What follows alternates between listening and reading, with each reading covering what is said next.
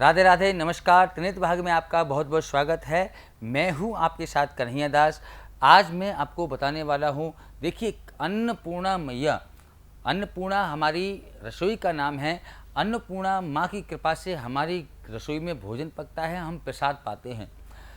प्रत्येक जीव को चाहिए कि भगवान का भोग लगा करके प्रसाद ही ग्रहण करें, लेकिन जब भोजन करने के उपरांत हम थाली में हाथ धो देते हैं तो ऐसा करना अपराध होता है। और ऐसा करने वाला जिसको ये आदत पड़ी हुई है कि अपनी थाली में हाथ धो लेना, थाली में भोजन करने के बाद, प्रसाद पाने के बाद हाथ धोने से उसका जीवन नरक के समान हो जाता है। उसके जीवन में बहुत सारी परेशानियां आ जाती हैं।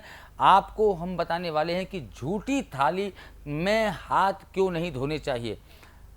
पहला तो आप ये समझिए कि माँ अन्नपूर्णा की कृपा से हमको रसोई प्राप्त होती है, भोजन प्राप्त होता है।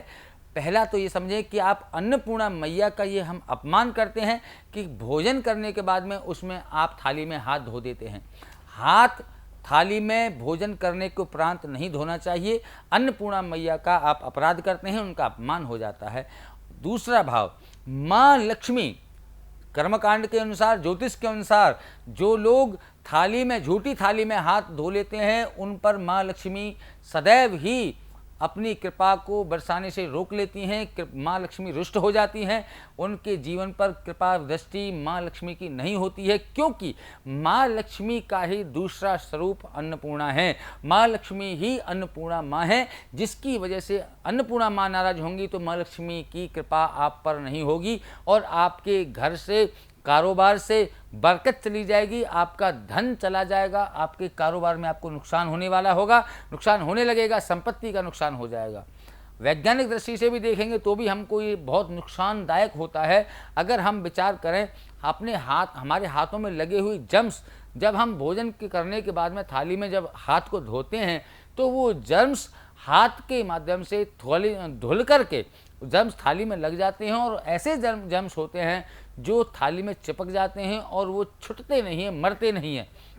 अगले दिन उसी थाली से हमको भोजन करना होता है, उसी बर्तन को हमें फिर से इस्तेमाल करना होता है, जिसकी वजह से वो जर्म्स हमारे संपर्क में आ जाते हैं, हमारे पेट में चले जाते हैं, मुख के द्वारा मुख में चले जाते हैं, जिसकी वजह से जीवन में, हमारे शरीर में रोग उत्पन्न हो जाते हैं और हमारा शरीर पीड़ा में हो जाता है, जीवन पीड़ा में हो जाता है। रोग आने से शरीर कष्ट में हो जाता है। इसीलिए हमको कभी भी थाली में झूठे हाथ नहीं धोने चाहिए। थाली में झूठे हाथ को कभी भी ना धोएं। आशा करते हैं आपको जानकारी अच्छी लगी होगी। इसी के साथ में जय श्री कृष्णा, जय श्री राधे।